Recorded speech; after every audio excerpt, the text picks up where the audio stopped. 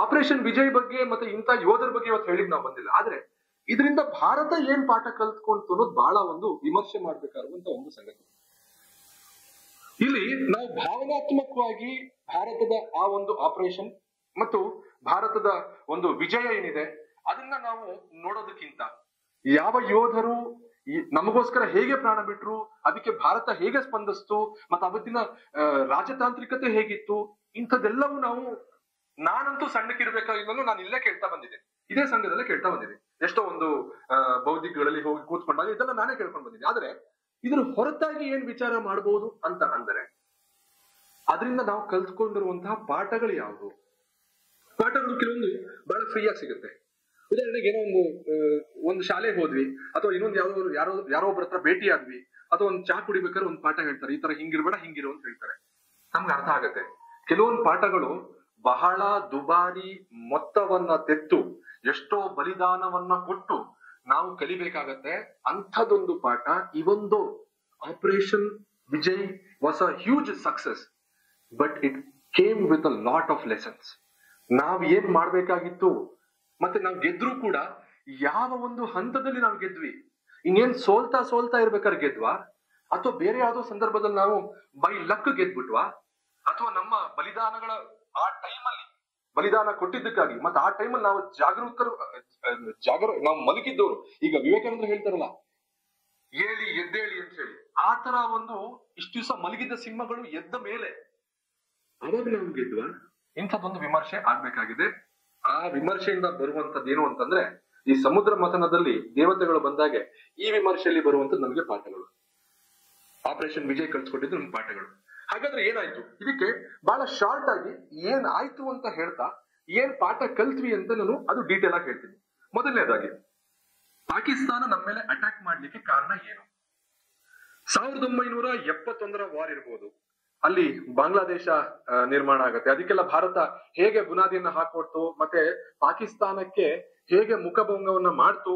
ಅದಾದ್ಮೇಲೆ ಒಂದು historic Shimla agreement ಆಗತ್ತೆ, ಅಂದ್ರೆ ಯಾರು ಯಾರ ತಂಟೆಗೂ ಹೋಗುವಂತಿಲ್ಲ ಅಂತ ಹೇಳಿ ಎಲ್ಲವನ್ನೂ ಮಾಡ್ತು. ಇದಾದ ಮೇಲೆ ಇಂದಿರಾ ಗಾಂಧಿ ಮತ್ತು ಅವಾಗಿನ ಪಾಕಿಸ್ತಾನಿ ಪ್ರಧಾನಿಯಾಗಿರುವಂತಹ ಜುಲ್ಫಿಕರ್ ಅಲಿ ಭುಟ್ಟೋ ಇವರಿಬ್ರು ಒಂದು ಪ್ಯಾಕ್ಟ್ ಅನ್ನ ಸೈನ್ ಮಾಡ್ತಾರೆ. ಆ ಪ್ಯಾಕ್ಟ್ ನ ಹೆಸರೇ ಅಥವಾ ಆ ಅಗ್ರಿಮೆಂಟ್ ನ ಹೆಸರೇ ಶಿಮ್ಲಾ ಅಗ್ರಿಮೆಂಟ್.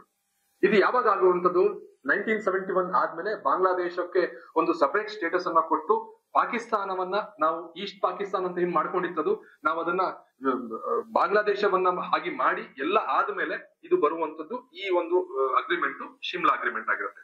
ಇದಾದ ಮೇಲೆ ಸಿಯಾಚಿನ್ ಕಾನ್ಫ್ಲಿಕ್ಟ್ ಆಗತ್ತೆ. ಸಿಯಾಚಿನ್ ಕಾನ್ಫ್ಲಿಕ್ಟ್ ಅಲ್ಲೂ ಕೂಡ ನಾವು ಗೆಲ್ತೀವಿ. ನಾವು ಒಂದು ಮೇಜರ್ ಸ್ಥಾನವನ್ನ ನಾವಲ್ಲಿ ವಹಿಸ್ಕೊಳ್ತೀವಿ. ಎಷ್ಟೋ ಒಂದು ಸುಮಾರು ಈಗ ಹೇಳ್ಬೇಕು ಅಂತಂದ್ರೆ 75ರಿಂದ 100 ಕಿಲೋಮೀಟರ್ ಒಂದು ವ್ಯಾಪ್ತಿ ಏನಿದೆ ಆ ವ್ಯಾಪ್ತಿಯನ್ನು ನಾವು ನಮ್ಮ ತೆಕ್ಕೆಗೆ ತೆಗೆದುಕೊಂಡ್ವಿ. ಯಾವ್ದ್ರ ಮೂಲಕ? ಆಪರೇಷನ್ ಮೇಘದೂತ್.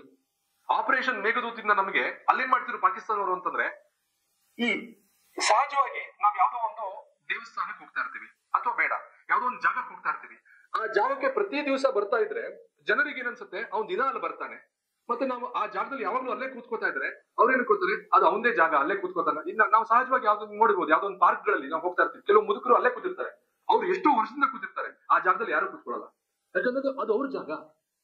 ಆ ತರ ಜಾಗವನ್ನ ಮಾಡಿಕೊಳ್ಳುವಂತ ಪ್ರಯತ್ನದಲ್ಲಿ ಪಾಕಿಸ್ತಾನ ಇತ್ತು. ಸಿಯಾಚಿನ್ ಗ್ಲೇಷಿಯರ್ ಅನ್ನ ತಾನು ತೆಕ್ಕೆಗೆ ತೆಗೆದುಕೊಳ್ಬೇಕು ಅಂತ ಹೇಳಿ ಅಲ್ಲಿರುವಂತಹ ಮೌಂಟೇನಿಯರ್ಸ್ ಇರ್ತಾರಲ್ಲ, ಅಂದ್ರೆ ಪರ್ವತವನ್ನ ಹತ್ತಾರೆ, ಏನೋ ಒಂದು ಸಾಧನೆ ಮಾಡ್ತಿರ್ತಾರೆ, ಅವ್ರ ಕೆಲ್ಸನೇ ಪರ್ವತ ಹತ್ತೋದು. ಅದೊಂಥರ ಖುಷಿ ಅವ್ರಿಗೆಲ್ಲ ಇವರು ಪರ್ಮಿಷನ್ ಕೊಡ್ತಾ ಇದ್ರು ಪಾಕಿಸ್ತಾನ ಅವರು. ಇದನ್ನ ತಿಳಿದಂತಹ ಭಾರತ ನಾನು ತನ್ನ ತೆಕ್ಕೆಗೆ ತೆಗೆದುಕೊಳ್ಬೇಕು ಅಂತ ಹೇಳಿ ಆಪರೇಷನ್ ಮೇಘದೂತನ್ನ ಮಾಡುತ್ತೆ. ಇದಾದ ಮೇಲೆ ಪಾಕಿಸ್ತಾನಕ್ಕೆ ಒಂಥರ ಬಹಳ ಒಂದು ಇರಿಟೇಷನ್ ಶುರು ಆಗ್ಬಿಡುತ್ತೆ. ಹೇಗೆ? ಆ ಕಡೆ 1971 ಹೋಯ್ತು, ಈ ಕಡೆ ಸಿಯಾಚಿನ್ ಹೋಯ್ತು, ಇನ್ನು ನಾವೇನ್ ಕಳ್ಕಬೇಕು ಅಂತ ಹೇಳಿ ಬಹಳ ಒಂದು ಚಿಂತಾಕ್ರಾಂತವಾಗಿರ್ಬೇಕಾದ್ರೆ ಎಷ್ಟು ಟೆರರಿಸ್ಟ್ ಗಳನ್ನ, ಎಷ್ಟು ಈ ಫಾರಿನ್ ಡಿಪ್ಲೊಮೆಸಿ ಮೂಲಕ ಅವರು ನಮ್ಮ ಭಾರತವನ್ನ ಕಟ್ಟಾಕಕ್ಕೆ ನೋಡಿದ್ರು. ಆದ್ರೆ ಎಲ್ಲರೂ ಹೇಳಿದ ಒಂದೇ ಮಾತು, ಅದು ಅವ್ರದ್ದೇ, ನೀವು ಮಧ್ಯೆ ಸುದ್ದಿಗೆ ಹೋಗ್ಬೇಡಿ ಅಂತ ಹೇಳಿ. ಇದು ಬಹಳ ಮುಖಭಂಗವಾಗಿತ್ತು. ಇದು ನಾನು ಹೇಳ್ತಿಲ್ಲ, ಮುಷರಫ್ ಅವರೊಂದು ಪುಸ್ತಕದಲ್ಲಿ ಬರ್ಕೊಳ್ತಾರೆ. ಆಲ್ಮೋಸ್ಟ್ ಆ ಒಂದು ಆಪರೇಷನ್ ಮೇಘದೂತದಿಂದ ನಾವು ಕಳೆದುಕೊಂಡಂತಹ ಜಾಗ 985 kilometres. That's a huge stretch. ನೀವು ಯೋಚನೆ ಮಾಡಿ, ಇಲ್ಲಿಂದ ನಾವು ಶಿವಮೊಗ್ಗಕ್ಕೆ ಹೋಗ್ಬೇಕಂದ್ರೆ ಆಲ್ಮೋಸ್ಟ್ ಒಂದು 300 ಕಿಲೋಮೀಟರ್ ಇದೆ. ಆದ್ರೆ 985 ಕಿಲೋಮೀಟರ್ಸ್ ಅಂದ್ರೆ ರಾಯಚೂರ್ನು ದಾಟೋಯ್ತು ಬೆಂಗಳೂರಿಂದ. ಅಷ್ಟು ದೊಡ್ಡ ಜಾಗವನ್ನ ಇವರು ವಶಪಡಿಸ್ಕೊಳ್ತಾರೆ ಭಾರತ. ಅದು ಒಂದು ಆಪರೇಷನ್ ಮೇಘದೂತದಿಂದ ಅಂತಂದ್ರೆ ಅವ್ರಿಗೆ ಆಗುವಂತಹ ಅವಮಾನ ಎಷ್ಟಿರ್ಬೋದು. ಈ ಒಂದು ಕಾರಣವನ್ನ ನೇರವಾಗಿ ಮುಷರಫ್ ಅವರು ಯಾರು ಇದಕ್ಕೆ ಕಾರಣ ಅಂತ ಹೇಳಿ ಒಂದು ಪುಸ್ತಕ ಬರೀತಾ, ಆ ಪುಸ್ತಕದಲ್ಲಿ ಇದೆಲ್ಲ ದಾಖಲಿಸಿರುವಂತದ್ದು ನಾವು ಕಾಣಬಹುದು. ಇನ್ನು ಇದಾದ ಮೇಲೆ ಭಾರತ ಒಂದು ಮೇಜರ್ ಆವಿಷ್ಕಾರವನ್ನ ಮಾಡಿತು. ಇಡೀ ವಿಶ್ವವೇ ಬೆರಗಾಗಿ ನೋಡ್ಬಿಡ್ತಾರೆ, ಭಾರತದ ಕೈಲಿ ಇಂಥದ್ದೊಂದು ಸಾಧ್ಯ ಇದೆಯಾ ಅಂತ ನೋಡ್ತು. ಯಾವ್ದು ಅಂತಂದ್ರೆ ಮೇ 11ರಿಂದ ಮೇ 13 ತನಕ 1998 ಆ ಒಂದು ಸಮಯ ಇಡೀ ವಿಶ್ವವೇ ಭಾರತವನ್ನ ತಿರುಗಿ ನೋಡ್ತು. ಭಾರತ ಅವತ್ತು ಯಾರಿಗೂ ಗೊತ್ತಾಗದೇ ಇರೋ ರೀತಿಲಿ, US-ಗೂ ಗೊತ್ತಾಗದೇ ಇರೋ ರೀತಿಲಿ, ಅದ್ರ ಬಗ್ಗೆ ಪಿಕ್ಚರ್ಗಳು ಆಗ್ಲೇ ಬಂದಿದ್ದಾವೆ, ಹಿಂದಿ ಪಿಕ್ಚರ್ಗಳು. ನ್ಯೂಕ್ಲಿಯರ್ ಪವರ್ ರಾಷ್ಟ್ರವಾಗೋಯ್ತು ನಮ್ದು. ಅದಾದ್ಮೇಲೆ ಪೋಖ್ರಾನ್ 2 ಕೂಡ ಆಯ್ತು, ಆಪರೇಷನ್ ಶಕ್ತಿ ಅಂತ ಹೇಳಿ. ಇದ್ರ ಜೊತೆ ನಾವು 5 ಅಣುಸ್ಫೋಟಗಳನ್ನ ಮಾಡಿ, ಯಾರಿಗೂ ಗೊತ್ತಾಗದ ತರ ಮಾಡಿ, ಟೆಸ್ಟ್ ಮಾಡಿ ನಾವು ಗೆದ್ವಿ. ನಾವು ಭಾರತ ಅವತ್ತು ನ್ಯೂಕ್ಲಿಯರ್ ಶಕ್ತ ರಾಷ್ಟ್ರ ಅಂತ ಹೇಳಿ ಘೋಷಣೆ ಆಯ್ತು. ಇದಾದ ಮೇಲೆ ಅಮೆರಿಕ ಇರ್ಬೋದು, ಆಮೇಲೆ ಜಪಾನ್ ಇರ್ಬೋದು, ಇನ್ನು ಹಲವಾರು ರಾಷ್ಟ್ರಗಳು ನಮ್ಮ ಮೇಲೆ ಒಂದು ಸ್ಯಾಂಕ್ಷನ್ ಅನ್ನ ತರ್ತಾರೆ. ಅದನ್ನೆಲ್ಲ ನಾವು ತುಂಬಾ ಚೆನ್ನಾಗಿ ಫೇಸ್ ಮಾಡಿದ್ವಿ. ಆದ್ರೆ ಪಾಕಿಸ್ತಾನಕ್ಕೆ ಹೆದರಿಕೆ ಶುರು ಆಗೋಗಿತ್ತು. ಅರೆ ಏನ್ ಮಾಡೋದು ನಾವು ಇಂಥ ಒಂದು ಸಮಯದಲ್ಲಿ? ಅವರು ನ್ಯೂಕ್ಲಿಯರ್ ಪವರ್ ರಾಷ್ಟ್ರ ಆಗ್ಬಿಟ್ರೆ ನಾಳೆ ಭಾರತ ನಮ್ಮ ಮೇಲೆ ಯಾವ ಬೇಕಾದ್ರೂ ಹೊಡಿಬಹುದಲ್ಲ ಅನ್ನೋ ಒಂದು ಹೆದರಿಕೆಯಲ್ಲಿ ಕೇವಲ 15 ದಿವಸದಲ್ಲಿ ಅದು ಕೂಡ ನ್ಯೂಕ್ಲಿಯರ್ ಶಕ್ತ ರಾಷ್ಟ್ರವಾಗ್ಬಿಡ್ತು. ಆದ್ರೆ ಇವ್ರದ್ದು ಈ ಒಂದು ಹೊಟ್ಟೆ ಒಳಗಿನ ಒಂದು ಉರಿ ಇತ್ತಲ್ಲ, ಅದು ಶಮನ ಆಗ್ತಿರ್ಲಿಲ್ಲ. ನ್ಯೂಕ್ಲಿಯರ್ ಶಕ್ತ ರಾಷ್ಟ್ರ ಹೌದು ಭಾರತ, ಆದ್ರೆ ನಮಗೆ ಕಾಶ್ಮೀರ ಬೇಕು, ನಮಗೆ ಭಾರತ ಬೇಕು. ಭಾರತವನ್ನ ಇವತ್ತೇನು ಒಂದು ಪಾಪ್ಯುಲೇಷನ್ ಇದೆ ಅದು ತಲೆ ಕೆಡಿಸ್ಬೇಕು. ಮತ್ತೆ ನೇರವಾಗಿ ಭಾರತದ ವಿರುದ್ಧ ಇಡೀ ಭಾರತವನ್ನ ಇಸ್ಲಾಮೀಕರಣ ಮಾಡಬೇಕು ಅನ್ನೋ ಒಂದು ನಿಟ್ಟಲ್ಲಿ ಪಾಕಿಸ್ತಾನ ಅಷ್ಟೇ ಅಲ್ಲ, ಪಾಕಿಸ್ತಾನ ಪ್ರೇರಿತ ಮತ್ತೆ ಪಾಕಿಸ್ತಾನ ಪೋಷಿತ ಅಷ್ಟೂ ಉಗ್ರರು ಇದಕ್ಕೆ ಕೆಲಸ ಮಾಡ್ತಿದ್ರು, ಇದಕ್ಕೆ ಪಣ ತೊಟ್ಟಿದ್ರು. ಆದ್ರೆ ಯಾವಾಗ ನಾವು ನ್ಯೂಕ್ಲಿಯರ್ ಶಕ್ತ ರಾಷ್ಟ್ರವಾಯಿತು, ಅವರು ಆದ್ರೂ ಕೂಡ, ಪಾಕಿಸ್ತಾನ ನ್ಯೂಕ್ಲಿಯರ್ ಶಕ್ತ ರಾಷ್ಟ್ರ ಆದ್ರೂ ಕೂಡ ಮತ್ತೊಂದೇನ್ ಸಂಗತಿ ಆಯ್ತು ಅಂತಂದ್ರೆ, ಯಾವತ್ತು ನಮ್ಮ ಭಾರತ ನಮ್ಮ ಮೇಲೆ ಅಟ್ಯಾಕ್ ಮಾಡ್ಬಿಟ್ರೆ ಕೊನೆ ನಮ್ಗೆ ಇರುವಷ್ಟು ನಾವು ಮಂದಿನೂ ನಾವ್ ಇರೋದಿಲ್ಲ ಅನ್ನೋ ಒಂದು ನಿರ್ಧಾರಕ್ಕೆ ಅವ್ರು ಬಂದ್ಮೇಲೆ ಅವ್ರು ಏನ್ ಮಾಡ್ತಾರೆ, ನಿಧಾನವಾಗಿ ಇಲ್ಲಿಂದ ನಿಮಗೆ ಆಪರೇಷನ್ ವಿಜಯ್ ಇರ್ಬೋದು, ಅದಕ್ಕೆ ಹೊರತಾಗಿ ಅದಕ್ಕೆ ಮೊದಲು ಬರುವಂತದ್ದು ಆಪರೇಷನ್ ಬದರ್. ಆಪರೇಷನ್ ಬದರ್ನ ಅವರು ಪ್ಲಾನ್ ಮಾಡ್ತಾರೆ. ಏನದು ಆಪರೇಷನ್ ಬದರ್ ಅಂತ ಹೇಳಿದ್ರೆ, ಕಾಶ್ಮೀರದ ಆ ಭಾಗಗಳಿಂದ ನಾವು ಒಳಗ್ ನುಗ್ಗಬೇಕು. ಒಳಗ್ ನುಗ್ಗಿ, ಅದು ಯಾರು ಒಳಗ್ ನುಗ್ಬೇಕು? ಉಗ್ರಗಾಮಿಗಳಲ್ಲ ಈ ಸತಿ ಒಳಗ್ ನುಗ್ಬೇಕಾಗಿರೋದು ಪಾಕಿಸ್ತಾನಿಯ ಅಫಿಷಿಯಲ್ ಸೋಲ್ಜರ್ಸ್ಗಳೇ, ಯೋಧರೇ ನುಗ್ಗಬೇಕು. ಯೋಧರು ನುಗ್ಗಿ ಅಲ್ಲಿ ಯಾರ್ಯಾರನ್ನ ನಾವು ಅಲ್ಲಿ ಯಾವ್ಯಾವ ಚೆಕ್ ಪಾಯಿಂಟ್ ಗಳನ್ನ ನಾವು ಅಲ್ಲಿ ಆಕ್ರಮಿಸ್ಕೋಬೇಕು ಅದೆಲ್ಲ ನಾವು ಪ್ಲಾನ್ ಮಾಡ್ಕೊಳ್ತಾರೆ. ಪ್ಲಾನ್ ಮಾಡ್ಕೊಂಡು ಅದೇ ಪ್ರಕಾರವಾಗಿ ಪಾಕಿಸ್ತಾನಿ ಯೋಧರು, ನಾವು ಯೋಧರು ಅಂತ ಹೇಳ್ತೀನಿ, ಪಾಕಿಸ್ತಾನಿ ಅವ್ರಿಗೆ ಬೇರೆ ಹಲವಾರು ರೀತಿಯಲ್ಲಿ ಕರೀತಾರೆ.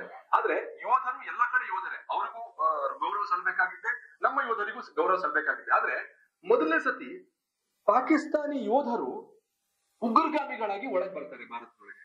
ದಿಸ್ ಇಸ್ ವೇರ್ ಆ ಯೋಧ ಅನ್ನೋ ಪಟ್ಟಕ್ಕೆ ಅವರೇ ಮಸಿ ಬಡಿಸ್ಕೊಂಡು ಅವ್ರನ್ನ ನಾವು ನೇರವಾಗಿ ಭಾರತೀಯರು ಅವತ್ತಿಂದ ಅವ್ರನ್ನ ಹಂದಿಗಳು ಅಂತ ಕರೀಲಿಕ್ಕೆ ಶುರು ಮಾಡೋದು.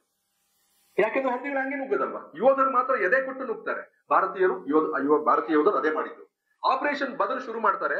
ಆದ್ರೆ ಇಲ್ಲಿ ಈ ಒಬ್ಬ ಮನುಷ್ಯ ಇದಾನಲ್ಲ, ಯಾರು? ಪ್ರಧಾನಿ ಅಟಲ್ ಬಿಹಾರಿ ವಾಜಪೇಯಿ. ಇವ್ರ ಕಂಡ್ರೆ ಒಂದ್ ಸ್ವಲ್ಪ ಭಯ ಇತ್ತು. ಎಲ್ಲಿ ಮನುಷ್ಯ ಏನಾದ್ರು ಮಾಡ್ಬಿಡ್ತಾರೋ ಅಥವಾ ನಮ್ಮ ಆಪರೇಷನ್ ಅನ್ನ ಇವರೆಲ್ಲರೂ ವಿಫಲ ಮಾಡ್ಬಿಡ್ತಾರೋ ಅನ್ನೋ ಒಂದು ಭಯ ಇತ್ತು. ಅದಕ್ಕೆ ಏನ್ ಮಾಡ್ತಾರೆ ಗೊತ್ತಾ? ಡಿಸ್ಟ್ರಾಕ್ಷನ್ ಮೆಥಡ್ ಅಂತ ಹೇಳ್ತಾರೆ ಅದಕ್ಕೆ.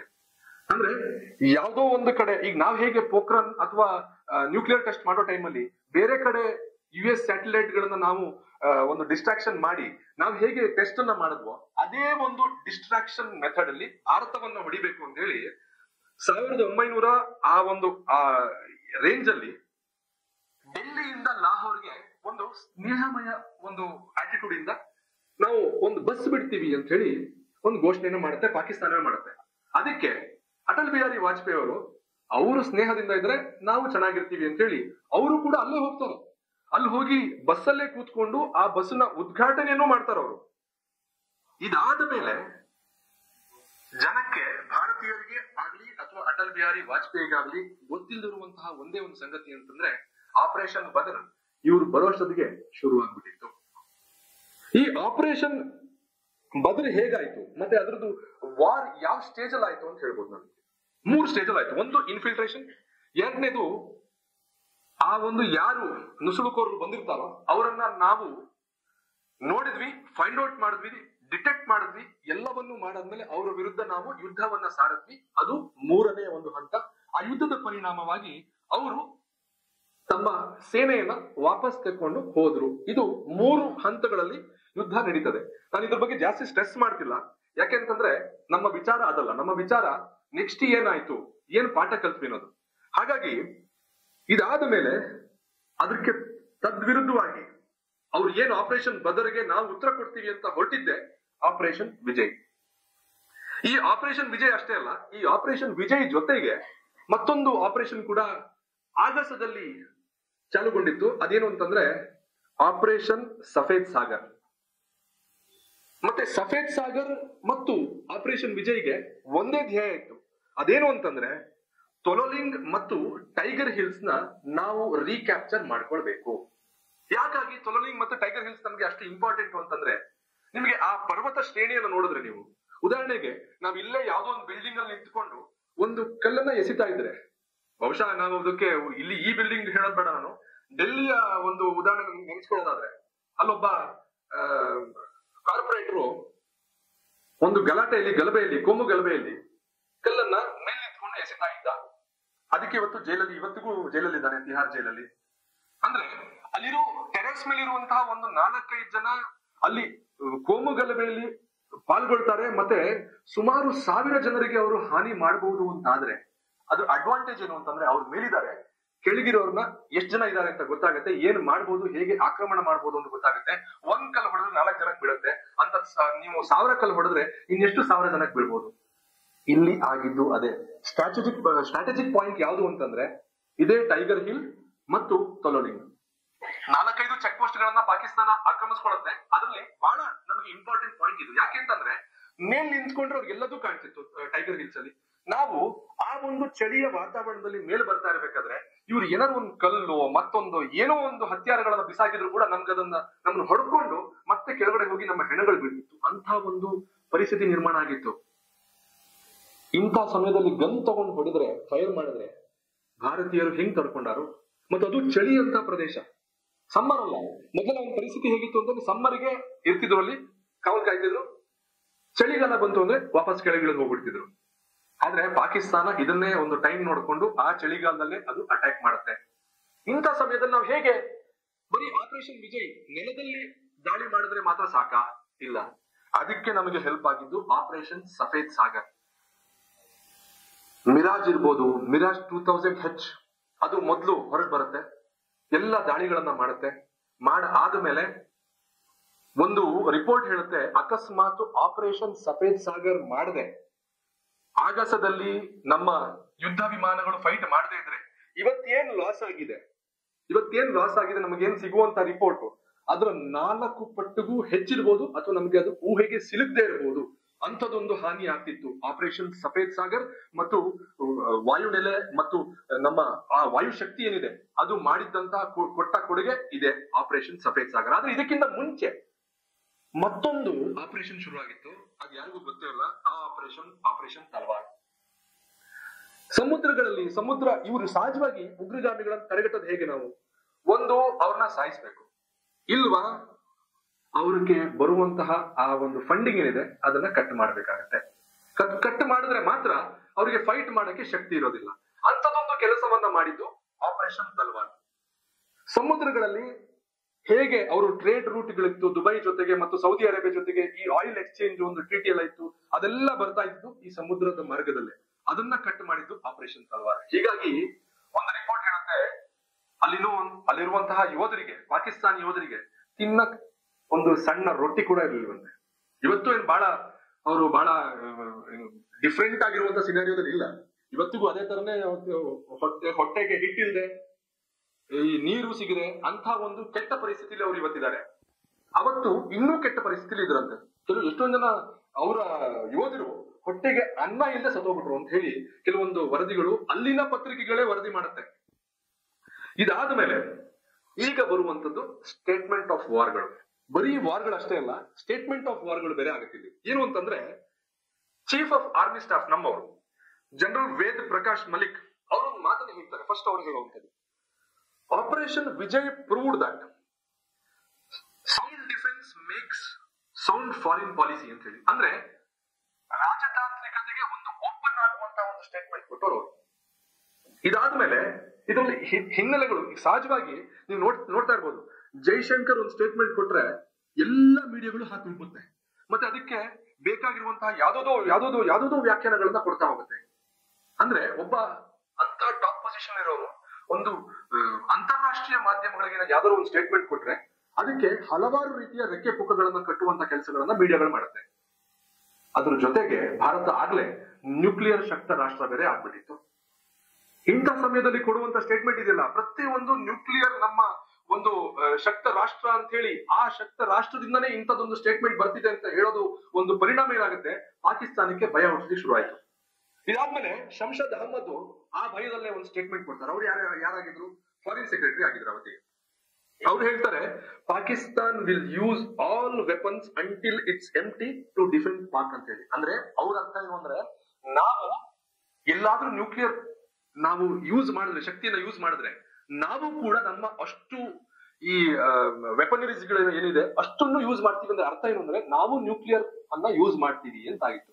ಅಲ್ಲಿಗೆ ಎಲ್ಲ ಇಡೀ UN, US, ಪ್ರತಿ ಒಂದು ಜಪಾನ್ ಇರ್ಬೋದು, ಎಲ್ಲರೂ ಕೂಡ ಸ್ಟೇಟ್ಮೆಂಟ್ ಕೊಡಕ್ ಶುರು ಮಾಡ್ತಾರೆ. ಭಾರತ ಮತ್ತು ಪಾಕಿಸ್ತಾನ ಯಾವತ್ತೂ ಕೂಡ ಹಾಗೆ ಮಾಡಬಾರದು, ಎಲ್ಲರೂ ನ್ಯೂಕ್ಲಿಯರ್ ಶಕ್ತ ರಾಷ್ಟ್ರವಾಗಿರೋದು ನೀವೆಲ್ಲ ಸ್ವಲ್ಪ ನೋಡ್ಕೊಂಡು ಇಂತ ಒಂದು ಸ್ಟೇಟ್ಮೆಂಟ್ ಅನ್ನ ಮಾಡ್ಬೇಕು. ಇಂತ ಸ್ಟೇಟ್ಮೆಂಟ್ ಗಳು ಮಾಡೋದ್ರಿಂದ ಬಾಕಿ ಎಲ್ಲ ರಾಷ್ಟ್ರಗಳಿಗೂ ಬಹಳ ಸಮಸ್ಯೆ ಆಗತ್ತೆ ಅಂತ ಹೇಳಿ ಸುಮಾರು ಸ್ಟೇಟ್ಮೆಂಟ್ ಗಳನ್ನು ಕೊಡ್ತಾರೆ. ಆದ್ರೆ ಭಾರತ ಪಾಕ್ ಯಾವುದಕ್ಕೂ ಕೇರ್ ಮಾಡ್ತಿರೋದು. ಕೊನೆಗೆ ಪಾಕಿಸ್ತಾನವು ಅನ್ಕೊಳ್ಳುತ್ತೆ, ಭಾರತದ ಮೇಲೆ ಅದಾಗ್ಲೇ ಸ್ಯಾಂಕ್ಷನ್ ಗಳಾಗಿದ್ದಾವೆ, ಇನ್ನೇನು ಭಾರತ ರಿಯಾಕ್ಟ್ ಮಾಡಲ್ಲ ಅನ್ನೋ ಒಂದು ಲೆಕ್ಕಾಚಾರದಲ್ಲಿ ಅದಿತ್ತು. ಆದ್ರೆ ಅದಕ್ಕೆ ಕರೆಕ್ಟ್ ಆಗಿ ಅಟಲ್ ಬಿಹಾರಿ ವಾಜಪೇಯಿ ಅವರು, ನನಗೆ ಹಿಂದಿ ಬರಲ್ಲ, ಅವ್ರದೇ ಭಾಷೆ ಹೇಳ್ಬೋದಾಗಿತ್ತು, ಅವರೊಂದು ಸಖತ್ತಾಗಿರೋ ಒಂದು ಸ್ಟೇಟ್ಮೆಂಟ್ ಕೊಡ್ತಾರೆ. ಅದು ನಾನು ಕನ್ನಡದಲ್ಲಿ ಅನುವಾದಿಸಿ ಹೇಳೋದಾದ್ರೆ, ನೆನ್ಪಿಟ್ಕೊಳ್ಳಿ, ನಾಳಿನ ಸೂರ್ಯೋದಯ ಪಾಕಿಸ್ತಾನದ ಸೂರ್ಯಾಸ್ತವಾಗಿರುತ್ತದೆ ಅಂತ ಒಂದು ಸ್ಟೇಟ್ಮೆಂಟ್ ಕೊಡ್ತಾರೆ. ಇದಕ್ಕೆ ಇಡೀ ಪಾಕಿಸ್ತಾನವೇ ನಡುಗೋಯ್ತು. ನಾಳಿನ ಭಾರತದ ಸೂರ್ಯೋದಯ ಪಾಕಿಸ್ತಾನದ ಸೂರ್ಯಾಸ್ತವಾಗುತ್ತಾ, ಹಾಗಾದ್ರೆ ಪಕ್ಕ ಇವರು ನ್ಯೂಕ್ಲಿಯರ್ ವಾರ್ನ ಮಾಡ್ತಿದ್ದಾರೆ ನಮ್ಮ ಮೇಲೆ ಅಂತೇಳಿ ಕನ್ಫರ್ಮ್ ಆಗುತ್ತೆ. ಇದಾದ ನಂತರ ಪಾಕಿಸ್ತಾನ ಹೆದರ್ಕೊಳ್ಳೋಕೆ ಶುರು ಆಯ್ತು. ನೇರವಾಗಿ ಪಾಕಿಸ್ತಾನದ ಪ್ರಧಾನಮಂತ್ರಿ UN ಕೊಡ್ತಾರೆ, US ಕೊಡ್ತಾರೆ. ಇವತ್ತು ಹೇಗೆ ಭಿಕ್ಷೆ ಬೇಡ್ತಿದಾರೋ ಅದೇ ರೀತಿಯಲ್ಲಿ ಅವತ್ತು ಕೂಡ ಅವ್ರು ಭಿಕ್ಷೆ ಬೇಡ್ಕೊಂಡೇ ಇದ್ರು, ಭಿಕ್ಷೆನ ಬೇಡಿದ್ರು. ಹೇಗಾದ್ರೂ ಮಾಡಿ ನಮ್ಮ ಪಾಕಿಸ್ತಾನವನ್ನ ನೀವು ಬಚಾವ್ ಮಾಡಿ ಅಂತ ಹೇಳಿ ಕೇಳಿದಾಗ US ಬಂದು ಎಲ್ಲ ಮಾತಾಡಿ, ನಾವು ಅಕಸ್ಮಾತ್ ಇದಕ್ಕೆ ಎಂಟ್ರಿ ಆಗ್ಬೇಕು ಅಂದ್ರೆ ನೀವು ನಿಮ್ಮ ಸೈನಿಕರನ್ನ ವಾಪಸ್ ಕಳ್ಸ್ಕೊಳ್ಬೇಕು. ಶಿಮ್ಲಾ ಅಗ್ರಿಮೆಂಟ್ ಏನಿತ್ತಲ್ಲ ಮುಂಚೆ 1971 ಮಾಡ್ಕೊಂಡಿದ್ರಲ್ಲ, ಆ ಅಗ್ರಿಮೆಂಟ್ ಗೆ ಬದ್ಧವಾಗಿರ್ಬೇಕು. ಈ ತರ ಹಲವಾರು ಕಂಡೀಷನ್ಸ್ ಹಾಕಿ ವಾಪಸ್ ಹೋಗುವಂತ ಕಳಿಸ್ತು. ಇದಾದ ಮೇಲೆ ಪಾಕಿಸ್ತಾನ ಹೆದರ್ಕೊಂಡು, ಅಷ್ಟೊತ್ತಿಗಾಗಲೇ ಭಾರತವೂ ಕೂಡ ಟೈಗರ್ ಹಿಲ್ಸ್ ಅನ್ನ ವಶಪಡಿಸಿಕೊಂಡಾಗಿತ್ತು, ಅದ್ರ ಜೊತೆ ತೊಲೋಲಿಂಗ್ ಆಗಿತ್ತು, ಹೋಲ್ ಕಾರ್ಗಿಲ್ ನಮ್ಮ ವಶಕ್ಕೆ ಬಂದಾಗಿತ್ತು, ಆಪರೇಷನ್ ವಿಜಯ್ ಸಕ್ಸಸ್ ಆಗಿತ್ತು. ಇದಾದ ಮೇಲೆ ಸೋತ ಮೇಲೆ ನಮ್ಮ ಹತ್ರ ಅಗ್ರಿಮೆಂಟ್ ಬಂದಿದ್ದವ್ರು, ಅಗ್ರಿಮೆಂಟ್ ಆಯ್ತು, ಶಾಂತಿಯುತ ಮಾತುಕತೆಯಿಂದ ಇದೆಲ್ಲ ಮಾಡಬಹುದು ಅಂತ ಹೇಳಿ ಇದೆಲ್ಲ ಆದ್ಮೇಲೆ ಮುಷರಫ್ ಒಂದ್ ಕಡೆ ಅವ್ರ ಪುಸ್ತಕಗಳು ಬರೀತಾರೆ. ಅವ್ರು ಹೇಳ್ತಾರೆ, ಇಂಡಿಯಾ ಅಕಸ್ಮಾತ್ ಡಿಪ್ಲೊಮ್ಯಾಟಿಕಲಿ ನಾವ್ ಇದನ್ನ ಹ್ಯಾಂಡಲ್ ಮಾಡದೆ ಇದ್ದಿದ್ರೆ ಇಷ್ಟೊತ್ತಿಗೆ ಪಾಕಿಸ್ತಾನ ವಿನ್ ಆಗ್ಬಿಡ್ತಿತ್ತು. ಇಂಡಿಯಾ ಒಂದು ಸ್ಟೇಟ್ಮೆಂಟ್ ಕೊಟ್ಬಿಡ್ತು, ಆ ಸ್ಟೇಟ್ಮೆಂಟ್ ಇಂದ ಇಡೀ ವಿಶ್ವದ ಒಂದು ಸಿನಾರಿಯೋ ಚೇಂಜ್ ಆಗ್ಬಿಡ್ತು. ರಾಜತಾಂತ್ರಿಕತೆಯಲ್ಲಿ ಭಾರತ ಎತ್ತಿದ ಕೈ ಅಂತ ಹೇಳಿ ಹೇಳ್ತಾರೆ. ಇದಾದ ಮೇಲೆ ಬರುವಂತದ್ದು, ನಾವೇನ್ ಪಾಠವನ್ನ ಕಲ್ತ್ವಿ. ಈಗ ನಮ್ಮ ರಿಯಲ್ ಟಾಪಿಕ್ ಶುರು ಆಗುತ್ತೆ. ಯುದ್ಧ ಆಯ್ತು, ನಾವು ಗೆದ್ವಿ. ನಮ್ಮೆಲ್ಲರಿಗೂ ನೆನಪಿರ್ಬೋದು ಆ ಒಂದು ಫೇಮಸ್ ವಿಡಿಯೋ. ಅಟಲ್ ಬಿಹಾರಿ ವಾಜಪೇಯಿ ಅವರು ಬರ್ತಾರೆ, ಬಂದು ನಾವ್ ಗೆದ್ವಿ, operation Vijay is a success ಅಂತ ಹೇಳಿ ಒಂದು ಘೋಷಣೆಯನ್ನ ಮಾಡ್ತಾರೆ. ಆದ್ರೆ ಅವತ್ತಿಂದ ಒಂದು ದೊಡ್ಡ ಕೆಲಸ ಶುರು ಆಗಿದೆ. ಅದೇನಂತಂದ್ರೆ, ನಾವ್ ಯಾಕೆ ಸೋತ್ವಿ, ನಮಗೆ ಉಗ್ರಗಾಮಿಗಳು ಬರೋದು ಗೊತ್ತಾಗುತ್ತೆ. ಆದ್ರೆ ಪಾಕಿಸ್ತಾನಿ ಯೋಧರು ಉಗ್ರಗಾಮಿಗಳ ವೇಷದಲ್ಲಿ ನಮ್ಮ ದೇಶದೊಳಗೆ ನುಸುಳಿದ್ರಲ್ಲ, ಅದು ನಮ್ಗೆ ಗೊತ್ತೇ ಆಗ್ಲಿಲ್ವೇ? ಯಾರು ತಪ್ಪದು? ಇಂಟೆಲಿಜೆನ್ಸ್ ತಪ್ಪು. ಅಷ್ಟೇ ಅಲ್ಲ, ಇಂಟೆಲಿಜೆನ್ಸ್ ಯಾರವಾಗ? RNAW ತಪ್ಪು. ಹೀಗೆ ಸುಮಾರು ಒಂದು ಅಭಿಪ್ರಾಯಗಳು ಬಂದ ನಂತರ ಅವತ್ತಿನ ಪ್ರಧಾನಮಂತ್ರಿಗಳು ಕಾರ್ಗಿಲ್ ರಿವ್ಯೂ ಕಮಿಟಿಯನ್ನ ಮಾಡ್ತಾರೆ. ಇದರ ಉದ್ದೇಶ ಏನು ಅಂತಂದ್ರೆ, ನಾವು ಈ ಒಂದು ಯುದ್ಧದ ಸಿನಾರಿಯೋ ಏನಿದೆ, ಯುದ್ಧ ನಡೀತಾ ಇರ್ಬೇಕಾದ್ರೆ, ಯುದ್ಧ ಆದ್ಮೇಲಿನಂತೂ, ಮತ್ತೆ ಯುದ್ಧ ಆಗೋಕ್ಕಿಂತ ಮುಂಚೆ ಎಲ್ಲೆಲ್ಲಿ ನಾವು ಫೇಲ್ಯೂರ್ ಆದ್ವಿ ಅನ್ನೋದನ್ನ ಅಸೆಸ್ ಮಾಡಬೇಕು. ಅದಾದ ಮೇಲೆ ಅದ್ರ ಪ್ರಕಾರವಾಗಿ ರೆಕಮೆಂಡೇಶನ್ಸ್ ಅನ್ನ ಮಾಡಬೇಕಾಗಿದೆ. ಹೀಗೆ 4-5 ಟಾಸ್ಕ್ ಗಳ ಮೂಲಕ ಬರುತ್ತೆ. ಇಟ್ ಈಸ್ ಹೆಡೆಡ್ ಬೈ ಅವತ್ತಿನ ಬಹಳ ಫೇಮಸ್ ವ್ಯಕ್ತಿ ಸುಬ್ರಹ್ಮಣ್ಯಂ ಯಾರು ಅಂತ ಕೇಳಿದ್ರೆ, ಇವತ್ತಿನ ಜಯಶಂಕರ್ ಇದಾರಲ್ಲ, ಜಯಶಂಕರ್ ಅವರ ಅಪ್ಪನೇ ಸುಬ್ರಹ್ಮಣ್ಯಂ. ಅವರ ಕಮಿಟಿಯಲ್ಲಿ ಇನ್ನು 3-4 ಜನ ಇರ್ತಾರೆ. Retired lieutenant general KK Hazari, ಮತ್ತೆ BG ವರ್ಗೀಸು, ಸತೀಶ್ ಚಂದ್ರ, ಹೀಗೆ ಸುಮಾರು ಜನ ಇರ್ತಾರೆ. ಇವರು ಒಂದು ರಿಪೋರ್ಟ್ ಅನ್ನ ಕೊಡ್ತಾರೆ. ಆ ರಿಪೋರ್ಟ್ ಏನು ಅಂತ ಹೇಳಿದ್ರೆ, ಇದಕ್ಕೆ ನೇರ ಹೊಣೆ ಫೇಲ್ಯೂರ್ ಆಫ್ ಇಂಟೆಲಿಜೆನ್ಸ್. ಅಷ್ಟೇ ಅಲ್ಲ, ನಮ್ ಜೊತೆಗೆ ಇಂಟೆಲಿಜೆನ್ಸ್ ಫೇಲ್ಯೂರ್ ಒಂದು ಪಾರ್ಟ್ ಆದ್ರೆ ಅದನ್ನ ಕೋಆರ್ಡಿನೇಟ್ ಮಾಡ್ಕೋಬೇಕಾಗಿತ್ತು. ನಮ್ದು ಇಂಡಿಯನ್ ಆರ್ಮಿ ಇದೆ, ಇಂಡಿಯನ್ ನೇವಿ ಇದೆ, ಇಂಡಿಯನ್ ಏರ್ ಫೋರ್ಸ್ ಇದೆ, ಅದ್ರ ಜೊತೆಗೆ ಇಂಟೆಲಿಜೆನ್ಸ್ ಇದೆ, ಮತ್ತೆ ಅದ್ರ ಜೊತೆಗೆ ನಮ್ಮ ಡಿಫೆನ್ಸ್ ಮಿನಿಸ್ಟರ್ಗಳು ಇದ್ದಾರೆ, ಅವರೆಲ್ಲ ಅದನ್ನ ಫಾಲೋ ಮಾಡ್ತಿರ್ತಾರೆ. ಆದ್ರೆ ಯಾರಿಗೂ ಕೂಡ ಒಂದು ಕೊಟ್ಟಿರೋ ಮಾಹಿತಿ, ಪಾಯಿಂಟ್ ಎಗೆ ಕೊಟ್ಟಿರೋ ಮಾಹಿತಿ ಪಾಯಿಂಟ್ ಬಿಗೆ ತಲುಪ್ತಾನೆ ಇರ್ಲಿಲ್ಲ. ಪಾಯಿಂಟ್ ಸಿಗೆ ಅದ್ರ ಬಗ್ಗೆ ಮಾಹಿತಿ ಇದೆ ಅನ್ನೋದೇ ಗೊತ್ತಿರ್ತಿರ್ಲಿಲ್ಲ. ಪಾಯಿಂಟ್ ಡಿ ಈ ಎಲ್ಲ ನಿಮಗೆ ಅವ್ರಿಗೆ ಬೇರೆ ಲೋಕದಲ್ಲೇ ವಿಹರಿಸ್ತಾ ಇದ್ರು. ಮಾಹಿತಿ ಇತ್ತು, ಆದ್ರೂ ಕೂಡ ಆ ಮಾಹಿತಿಯನ್ನ ಸಮರ್ಪಕವಾಗಿ ಯೂಸ್ ಮಾಡ್ಕೊಂಡಿರ್ಲಿಲ್ಲ ನಾವು. ಆ ಕಾರಣಕ್ಕೋಸ್ಕರ ಫೇಲ್ ಆದ್ವಿ ಅಂತ ಹೇಳಿ ಅವರ ರಿಪೋರ್ಟ್ ಕೊಡುತ್ತೆ. ಮತ್ತೆ ಅದ್ರ ಜೊತೆಗೆ ಒಂದು ರೆಕಮೆಂಡೇಶನ್ಸ್ ಅನ್ನ ಕೊಡುತ್ತೆ. ಅವ್ರ ಕಂಪ್ಲೇಂಟ್ ಹೇಳೋದ್ರ ಜೊತೆಗೆ ಏನು ಮಾಡಬಹುದು ನಾವು ಮುಂದೆ ಅಂತ ಹೇಳಿ ಅದೇ ಪಾಠಗಳು. ಒಂದು ರೆಕಮೆಂಡೇಶನ್ ಕೊಡುತ್ತೆ, ಒಂದು ಫಾರ್ಮೇಶನ್ ಆಫ್ ಒಂದು ಚೀಫ್ ಡಿಫೆನ್ಸ್ ಸ್ಟಾಫ್ ಅನ್ನ ಮಾಡ್ಬೇಕು ನಾವು. ಒಬ್ಬ ಚೀಫ್ ಡಿಫೆನ್ಸ್ ಸ್ಟಾಫ್ ಅನ್ನ ಇಡ್ಬೇಕು ನಾವು, CDS ಅಂತ ಹೇಳ್ತಾರೆ. ಅಂದ್ರೆ 3 ನಮ್ಮ ಏನು ಆರ್ಮಿ ಇದೆಯಲ್ಲ, ಸೆಕ್ಟರ್ ಆಫ್ ಆರ್ಮಿ, ಒಂದು ಆರ್ಮಿ, ನೇವಿ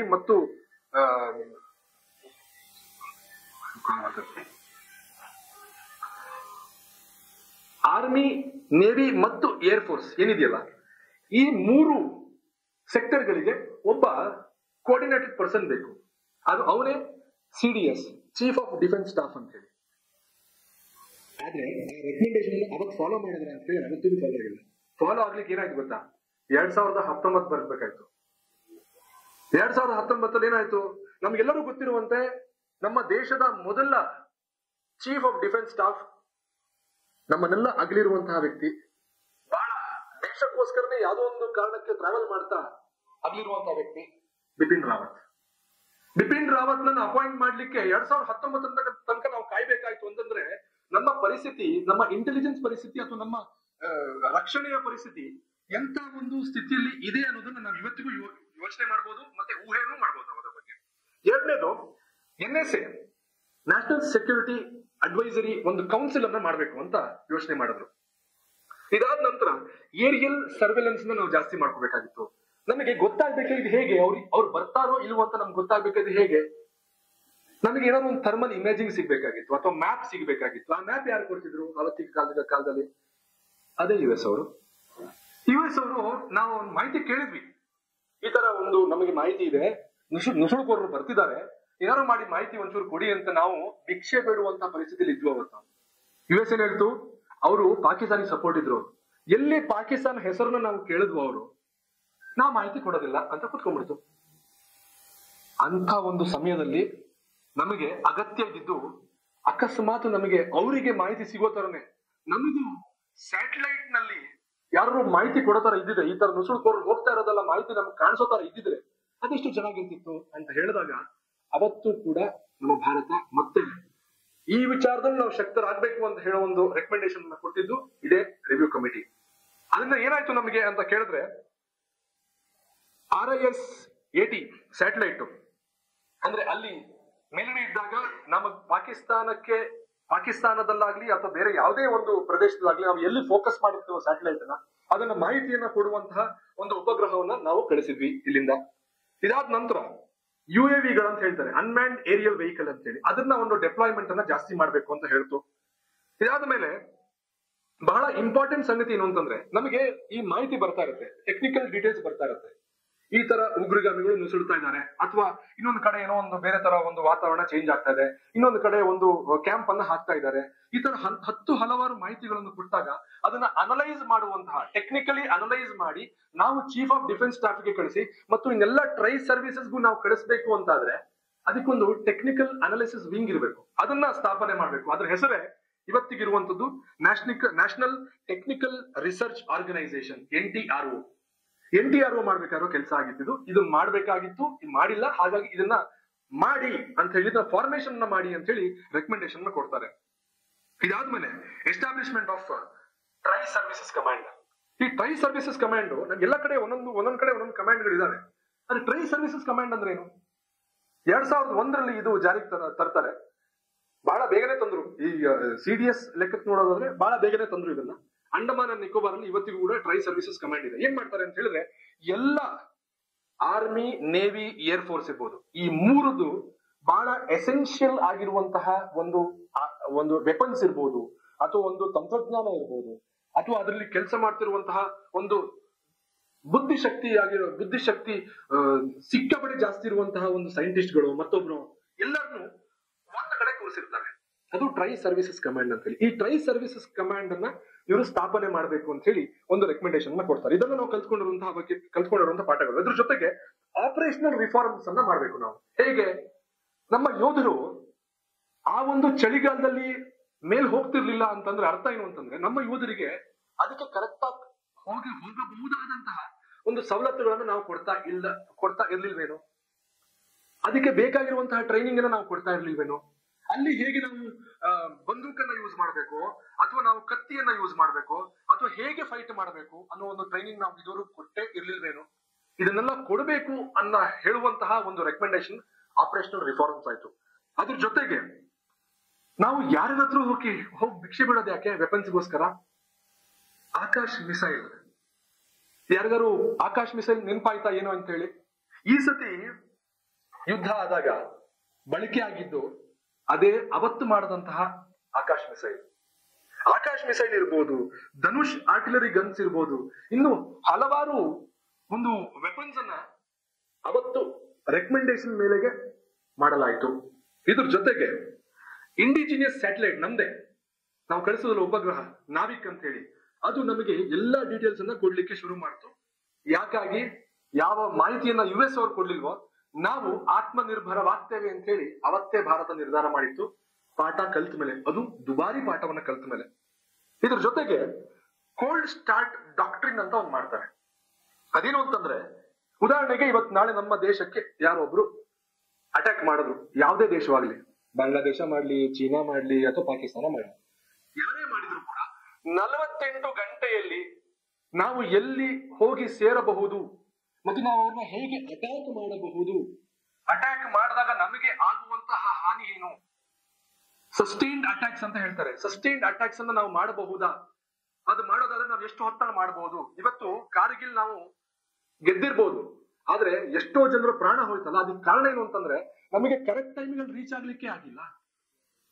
ಇಂಥ ಒಂದು ಸಮಯ ಬರಬಾರದು ಅನ್ನೋ ಒಂದೇ ಒಂದು ಕಾರಣಕ್ಕಾಗಿ ಈ ಒಂದು ಕೋಲ್ಡ್ ಸ್ಟಾರ್ಟ್ ಡಾಕ್ಟ್ರಿನ್ ಅನ್ನ ಮಾಡ್ತಾರೆ. ಅದರಲ್ಲಿ ಭಾಗವಾಗಿರುವಂತದ್ದೇ ಸರ್ಜಿಕಲ್ ಸ್ಟ್ರೈಕ್ಗಳು. ಹೌದು, ಅಂದ್ರೆ ನಾವು ಅಕಸ್ಮಾತ್ ನಾವೇನಾದ್ರು ಉಗ್ರರ ಕ್ಯಾಂಪ್ ಅನ್ನ ಕಂಡ್ರೆ ನಾವು ಅದನ್ನ ಪುಡಿ ಮಾಡದೆ ಬಿಡಬಾರದು ಅಂತ ಹೇಳಿ ನಿರ್ಧಾರವನ್ನ ತೆಗೆದುಕೊಳ್ತಾರೆ. ಅದು ಕೋಲ್ಡ್ ಸ್ಟಾರ್ಟ್ ಡಾಕ್ಟ್ರಿನ್ ನಲ್ಲಿ. ಇದ್ರ ಜೊತೆಗೆ sustained attack to nuclear weapons, nuclear attacks. ನಾವು ನ್ಯೂಕ್ಲಿಯರ್ ಅಟ್ಯಾಕ್ ಅನ್ನ ತೆಗೆದುಕೊಳ್ಳೋದು ಅಷ್ಟೇ ಅಲ್ಲ, ನಾವು ಸಸ್ಟೈನ್ ಆಗಿ ನಾವೊಂದು ಅಟ್ಯಾಕ್ ಮಾಡ್ಬೇಕಲ್ಲ. ನಮ್ಮಲ್ಲಿ ಒಂದು ನೀತಿ ಇದೆ, ನೋ ಫಸ್ಟ್ ಯೂಸ್ ಅಂತ ಹೇಳಿ.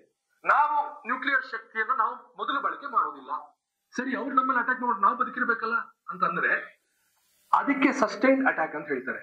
ನಾವು ಅವರ ದಾಳಿಯನ್ನು ತಗೊಂಡು ನಾವು ಹೇಗೆ ಸೆಕೆಂಡ್ ಅಟ್ಯಾಕ್ ಅನ್ನ ಅವ್ರ ಮೇಲೆ ಮಾಡ್ಬೋದು, ಎಲ್ಲ ಮಾಡ್ಬೋದು. ಇವತ್ತಿಗೂ ಕೂಡ ಇದಕ್ಕೆ ಉತ್ತರ ಇದೆ, ಸಮುದ್ರದ ಮೂಲಕ ನಾವು ಮಾಡ್ಬೋದು ಅಂತಿದೆ ನಮಗೆ. ಅಕಸ್ಮಾತ್ ಅವ್ರು ನಮ್ಮ ಭೂಮಿ ಮೇಲೆ ಮಾಡಿದ್ರೆ ನಾವು ಸಮುದ್ರದ ಮೂಲಕ ಅವರಿಗೆ ದಾಳಿ ಮಾಡಿ ಇಡೀ ಪಾಕಿಸ್ತಾನವನ್ನು ಛಿದ್ರ ಮಾಡ್ಬೋದು ಅನ್ನೋ ಒಂದು ಶಕ್ತಿ ಇವತ್ತಿಗೂ ಭಾರತದ ಹತ್ರ ಇದೆ. ಅಕಸ್ಮಾತ್ ಅವರು ಸಮುದ್ರದ ಮಾಡಿದ್ರೆ ನಾವು ಲ್ಯಾಂಡ್ ಮೇಲೆ ಮಾಡೋದಂತೂ ಮುಗ್ದೇ ಹೋಯ್ತು. ಇದು ಕೋಲ್ಡ್ ಸ್ಟಾರ್ಟ್ ಡಾಕ್ಟ್ರಿನ್ ನ ಒಂದು ಪರಿಣಾಮಗಳು. ಅವ್ರು ಈ ಅಟ್ಯಾಕ್ ನೋಡಿರ್ಬೋದು, ಮಲಗಿರುವಂತಹ ಯೋಧರನ್ನ ಇವರು ಮಂಜರು ಅಂತ ನೋಡಿದೆ ಸಾಯಿಸ್ತಾರಲ್ಲ, ಅದಕ್ಕೆ ಉತ್ತರವಾಗಿ ಸರ್ಜಿಕಲ್ ಸ್ಟ್ರೈಕ್ ಆಯ್ತಲ್ಲ, ಆ ಸರ್ಜಿಕಲ್ ಸ್ಟ್ರೈಕ್ ಕೂಡ ಹೇಗ್ ಬಂದಿದೆ ಅಂದ್ರೆ ಅದೇ ಕೋಲ್ಡ್ ಸ್ಟಾರ್ಟ್ ಡಾಕ್ಟ್ರಿನ್ ಇಂದ. ಇನ್ ನಂತರ ಇವತ್ತಿಗೆ ಭಾರತ ಪಾಠ ಕಲಿತು ಏನು ತೆಗೆದುಕೊಂಡಿದೆ, ನಮ್ಮ ಡಿಫೆನ್ಸ್ ಶಕ್ತಿ ಎಷ್ಟಿದೆ ಅಂತ ನಾವು ನೋಡೋದಾದ್ರೆ ನನಗೆ ಬಹಳ ಖುಷಿ ಇಲ್ಲದೆ ಇರಬಹುದು. ಆದ್ರೆ ಅವತ್ತಿಗೆ ಕಂಪೇರ್ ಮಾಡಿದ್ರೆ ಇನ್ನೂ ತುಂಬಾ ನಾವು ಮುಂದೆ ಬಂದ್ಬಿಟ್ಟಿದೀವಿ. ಇವತ್ತಿಗೆ ನೋಡೋದಾದ್ರೆ ರಫಾಲ್ ಇರ್ಬೋದು, ರಫಾಲ್ ತಗೊಳ್ಳುವಂತ ನಿರ್ಧಾರ ಕೂಡ ಅವತ್ತೇ ನಾವು ನಮ್ಮ ಡಿಫೆನ್ಸ್ ಶಕ್ತಿಯನ್ನ, ನಮ್ಮ ವೆಪನ್ಸ್ ಅನ್ನ ಜಾಸ್ತಿ ಮಾಡ್ಕೊಳ್ಬೇಕು ಅಂತ ಹೊರಟಾಗ ತೆಗೆದುಕೊಂಡಿರುವಂತ ನಿರ್ಧಾರಗಳೇ ಇವತ್ತಿಗೆ ನಮ್ಮ ಹತ್ರ ರಫೇಲ್ ಇರಲಿಕ್ಕೆ ಕಾರಣ. ರಫೇಲ್ ಬಂದಾಗ ಕೆಲವು ಪಕ್ಷಗಳು ಅಯ್ಯೋ ಇದೆಲ್ಲ ಯಾಕೆ ತಂದ್ರು, ಇದು ಈ ರಾಕೆಟ್ ತರೋದಕ್ಕೆ 36 ರಾಕೆಟ್ ತರೋದಕ್ಕೆ ಅಷ್ಟು 1000 ಕೋಟಿ ಕೊಡ್ಬೇಕಾಗಿತ್ತ ಅಂತಂದ್ರೆ, ಮೊನ್ನೆ ಆದ ಅಟ್ಯಾಕ್ ಅನ್ನ ಬಹಳ ಸಮರ್ಥವಾಗಿ ನಿಭಾಯಿಸಿದ್ದು ಯಾವ್ದೋ ಮಿರಾಜ್ ಅಲ್ಲ ಅಥವಾ ಯಾವ್ದೋ ಮಿಗ್ ಅಲ್ಲ, ಮತ್ತದೇ ರಫಾಲ್ ನಮ್ಮನ್ನ ಬಚಾವ್ ಮಾಡ್ಬಿಡ್ತು. ಅದ್ರ ಜೊತೆಗೆ ಇಸ್ರೇಲ್ಗೆ ಐರನ್ ಡೋಮ್ ತರ ಒಂದು ಕೆಳಗಡೆ ನಿಂತ್ಕೊಂಡು ಸರ್ಫೇಸ್ ಟು ಏರ್ ಮಿಸೈಲ್ ಗಳಂತ ಹೇಳ್ತಾರೆ.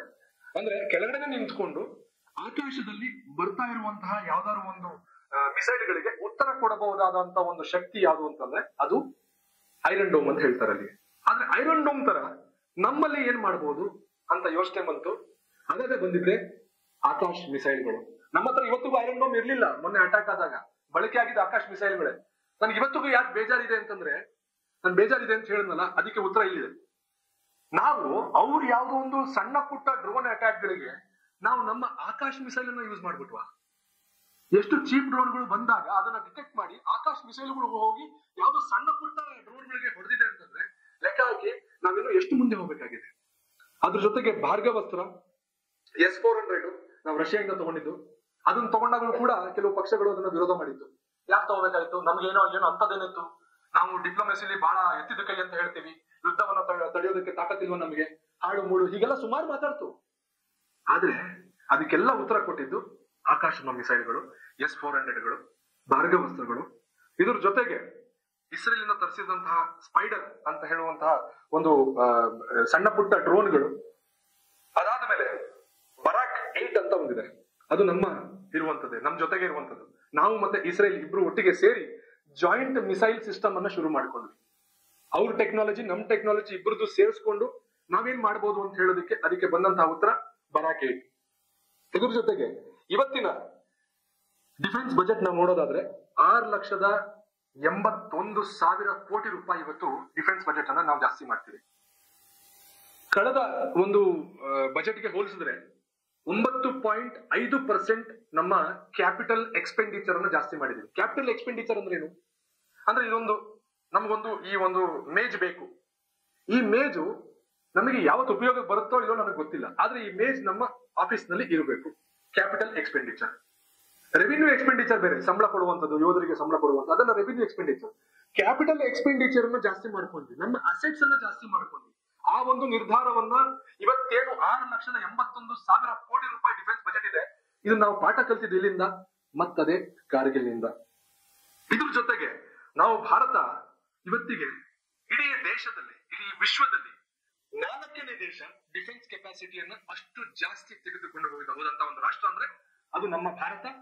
ಇದಾದ ಮೇಲೆ ಎಷ್ಟೋ ರಾಷ್ಟ್ರಗಳ ಆದ್ಮೇಲೆ ಬರುವಂತದ್ದು 12ನೇ ಸ್ಥಾನದಲ್ಲಿ ಇವತ್ತು ಯಾವ್ದಾದ್ರು ಒಂದು ದೇಶ ಇದೆ ಅಂತಂದ್ರೆ ಅದು ಪಾಕಿಸ್ತಾನ. ಪಾಕಿಸ್ತಾನಕ್ಕೆ ಇವತ್ತು 12ನೇ ಸ್ಥಾನ ಕೊಟ್ಟಿರ್ಬೋದು, ಆದ್ರೆ ನಿಜವಾಗ್ಲೂ ಲೆಕ್ಕಾಚಾರ ಹಾಕಕ್ ಹೋದ್ರೆ ಅಷ್ಟು ಕೂಡ ಇರ್ಲಿಕ್ಕೆ ಇಲ್ಲ. ಯಾಕಂದ್ರೆ ಅವರಿಗೆ ಇವತ್ತು ತಿನ್ನೋದಿಕ್ಕೆ ರೊಟ್ಟಿ ಇಲ್ಲ, ನೀರು ಕುಡಿಯೋದಕ್ಕೆ ನೀರಿಲ್ಲ, ಪೆಟ್ರೋಲ್ ಇಲ್ಲ, ಇನ್ ಹೆಂಗ್ ಜೀವನ ಮಾಡ್ತಾರೆ? ಇಂಥದ್ರಲ್ಲಿ ಅವ್ರು ಡಿಫೆನ್ಸ್ ಕೆಪಾಸಿಟಿಯನ್ನ ಹೆಚ್ಚು ಮಾಡ್ಕೊಳ್ತಾರ ಅಂತ ಪ್ರಶ್ನೆ ಮಾಡಿದ್ರೆ ಖಂಡಿತ ಇಲ್ಲ. ಆದ್ರೆ ಭಾರತ ಮಾತ್ರ ಇವತ್ತಿಗೆ ಕಾರ್ಗಿಲ್ ನಿಂದ ಕಲಿತ ಪಾಠವನ್ನ ಇವತ್ತಿಗೂ 2025 ಕೂಡ ಭಾರತವ ಯಾವತ್ತೂ ಮರೆತಿಲ್ಲ, ಮರೆಯೋದು ಇಲ್ಲ. ಹೇಗೆ ಅವತ್ತಿನ ಯೋಧರನ್ನ ನೆನ್ಪಿಟ್ಕೊಂಡಿರ್ತಾರೋ, ಪ್ರತಿ ವರ್ಷ ಬಂದಾಗಲೂ ಕೂಡ ಸೌರಭ್ ಕಾಲಿಯಾ ಇರ್ಬೋದು, ವಿಕ್ರಮ್ ಬಾತ್ರಾ ಇರ್ಬೋದು, ಪ್ರತಿಯೊಬ್ಬರು ನೆನ್ಸ್ಕೊಂಡು ಅವರವರ ಜಯಂತಿಯನ್ನ ಇವತ್ತೇನ್ ಮಾಡ್ತಿದ್ದಾರೆ, ಅವ್ರು ನೆನ್ಸ್ಕೊಂಡು ಕ್ಯಾಂಡಲ್ ಅನ್ನ ಏನ್ ಹಚ್ತಾ ಇದ್ದಾರೆ. ಅಷ್ಟಕ್ಕೆ ಭಾರತ ಸೀಮಿತ ಆಗಿಲ್ಲ, ಅದು ಭಾವನಾತ್ಮಕ ಅಂಶಗಳು. ಇವತ್ತು ನಾವು ಹೇಳ್ತಾ ಇರೋದು, ನಾವು ಡಿಸ್ಕಸ್ ಮಾಡಿರೋದು ಇಷ್ಟೋ ತನಕ ಏನು ಅಂತಂದ್ರೆ ಅದು ಈ ತಾಂತ್ರಿಕ ಅಂಶಗಳು, ಟೆಕ್ನಿಕಲ್ ಡೀಟೇಲ್ಸ್. ನಾವು ಹೇಗೆ ಪಾಠ ಕಲ್ತ್ವಿ, ಡಿಫೆನ್ಸ್ ಬಜೆಟ್ ಅನ್ನ ಜಾಸ್ತಿ ಮಾಡಿದ್ವಿ. ಅದ್ರ ಜೊತೆಗೆ ಇನ್ನೂ ಪ್ರೊಕ್ಯೂರ್ಮೆಂಟ್ ಅನ್ನ ಜಾಸ್ತಿ ಮಾಡ್ಬೇಕು ಅಂತ ಆಗಿದೆ. ಯಾಕಂದ್ರೆ ಭಾರತ ಇವಾಗ ಇಮಿಡಿಯೇಟ್ಲಿ ಒಂದು ಪಾಠ ಕಲಿತು. ನಾನು ಇವತ್ತೇನ್ ಪಾಯಿಂಟ್ ಹೇಳದ್ನಲ್ಲ, ಆಕಾಶ್ ಮಿಸೈಲ್ ಯೂಸ್ ಮಾಡುವಂತ ಪರಿಸ್ಥಿತಿ ನಮಗೆ ಬಂತ ಅಂತ ಹೇಳಿ ಇದೇ ಒಂದು ಪ್ರಶ್ನೆ ಪ್ರಧಾನಿ ಮೋದಿ ಅವರಿಗೂ ಗೊತ್ತಾಯಿತು. ಇದು ಗೊತ್ತಾದ ಮೇಲೆ ಇನ್ನಷ್ಟು ಈ AI ತಂತ್ರಜ್ಞಾನವನ್ನ ಯೂಸ್ ಮಾಡಿಕೊಂಡು ನಾವು ಹೇಗೆ ಆ ಮಿಸೈಲ್ ಗಳನ್ನ ಹೇಗೆ ಬರ್ತಾ ಇದ್ರೆ ಅಕಸ್ಮಾತ್ ಆ ಡ್ರೋನ್ ಗಳನ್ನ ಬರ್ತಿದ್ರೆ ಅದನ್ನ ಡಿಟೆಕ್ಟ್ ಮಾಡುವಂತಹ, ಮತ್ತೆ ಆ ಡ್ರೋನ್ ನಿಜವಾಗ್ಲೂ ಡ್ರೋನಾ ಅಥವಾ ಅದು ಬಾಂಬ್ ಅನ್ನ ಹೊತ್ತು ತರ್ತಿದ್ಯಾ, ಅಕಸ್ಮಾತ್ ನಮ್ಮ ಭೂಮಿ ಮೇಲೆ ದಾಳಿ ಮಾಡಿದ್ರೆ, ನಮ್ಮ ನೆಲದ ಮೇಲೆ ದಾಳಿ ಮಾಡಿದ್ರೆ ನಮ್ಗೆ ಎಷ್ಟು ಪ್ರಮಾಣದ ಒಂದು ನಾಶ ಆಗಬಹುದು, ಇಂಥದ್ದು ಎಲ್ಲವನ್ನ ಅನಲೈಸ್ ಮಾಡುವಂತಹ ಟೆಕ್ನಾಲಜಿಯನ್ನ ಪ್ರಧಾನಿ ಮೋದಿ ಅವರು ತೆಗೆದುಕೊಳ್ಳೋದಕ್ಕೆ ಹಲವಾರು ರಾಷ್ಟ್ರಗಳನ್ನ ಇವತ್ತು ಸುತ್ತಾಡ್ತಿದ್ದಾರೆ. ತಾವು ನೋಡಿರ್ಬೋದು, UK ಇದ್ರು, ಈಗ ಮತ್ತೊಂದು ಯಾವ್ದೋ ರಾಷ್ಟ್ರಕ್ಕೆ ಹೋಗ್ತಿದ್ದಾರೆ, ಅದ್ರ ಜೊತೆಗೆ ಇಸ್ರೇಲಿಗೂ ಹೋಗಿ ಬರ್ತಿದ್ದಾರೆ, ಎಲ್ಲ ಕಡೆ ಹೋಗಿ ಬರ್ತಿದ್ದಾರೆ.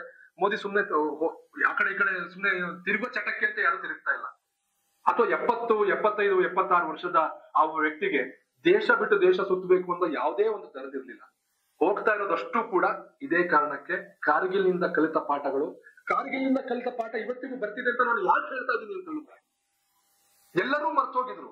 ಚೀಫ್ ಆಫ್ ಡಿಫೆನ್ಸ್ ಸ್ಟಾಫ್ ಅನ್ನ ಮಾಡಬೇಕು ಅಂತ ಹೇಳಿ. This is a proof. 2019 Pradhan Mantri Modi ಅವರ 2ನೇ ಟರ್ಮ್ ಶುರುವಾದ ಮೊದಲ ಕೆಲಸ ಅವ್ರು ಮಾಡಿದೇನು ಅಂತಂದ್ರೆ ಬಿಪಿನ್ ರಾವತ್ ಅನ್ನ ಕರ್ಕೊಂಡ್ಬಂದಿದ್ರು. ಇವತ್ತಿಗೂ ಕೂಡ ಏಜ್ ಆದ್ರೂ ಕೂಡ ಎಷ್ಟೋ ಜನರನ್ನ ನ್ಯಾಷನಲ್ ಸೆಕ್ಯೂರಿಟಿ ಅಡ್ವೈಸರ್ ಇಟ್ಕೊಂಡಿದ್ದಾರೆ. ತುಂಬಾ ವಿರೋಧ ಬರ್ತಿದೆ. ಅವರೆಲ್ಲ ಏನ್ ಮಾಡ್ತಾರೆ, ನ್ಯಾಷನಲ್ ಸೆಕ್ಯೂರಿಟಿ ಅಡ್ವೈಸರ್ ಇವತ್ತು ಏನ್ ಮಾಡ್ತಿದ್ದಾರೆ, ಅವ್ರದೆಲ್ಲ ಏಜ್ ಆಯ್ತು, ಮತ್ತೆ ಯಾಕೆ ಅವ್ರು ಎಕ್ಸ್ಟೆನ್ಷನ್ ಕೊಡ್ತಿದ್ದಾರೆ, ಯಾಕೆ ಎಕ್ಸ್ಟೆನ್ಷನ್ ಕೊಟ್ರು ಅನ್ನೋದಕ್ಕೆ ಉದಾಹರಣೆ, ತಾಜಾ ಉದಾಹರಣೆ ನಮ್ಗೆ ಸಿಕ್ಕಿದ್ದು ಈ ಸತಿ ಅಟ್ಯಾಕ್ ಆದಾಗ ಅಜಿತ್ ದೋವಲ್ ಏನ್ ಮಾಡಿದ್ರು ಅಂತ.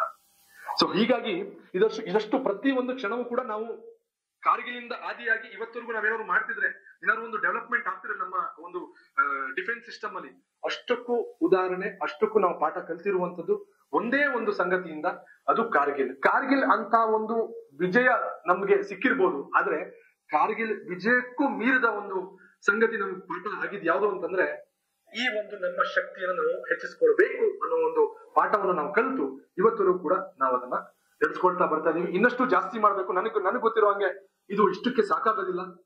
6,81,000 ಕೋಟಿ ರೂಪಾಯಿ ಏನಕ್ಕೂ ಸಾಕಾಗೋದಿಲ್ಲ. ಯಾಕಂತಂದ್ರೆ ಇನ್ನೂ ಎಷ್ಟೋ ರಫಾಲ್ಗಳು ಬರೋದಿದೆ.